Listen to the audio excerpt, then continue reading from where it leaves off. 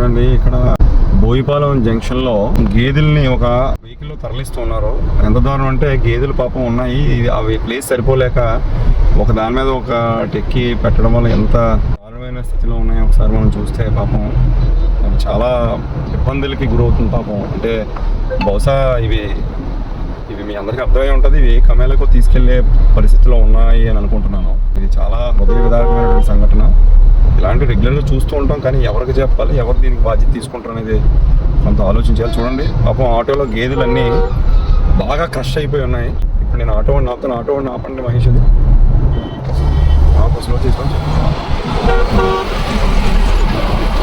ఎంత కొన్నావు గేదె?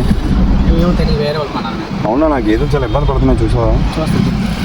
ఎన్ని ఎక్కించు అందులో అవి చూసా ఎంత హింసకు గురవుతున్నాయి. అదే ఎక్కేస్తున్నాను, లేపుతున్నాను.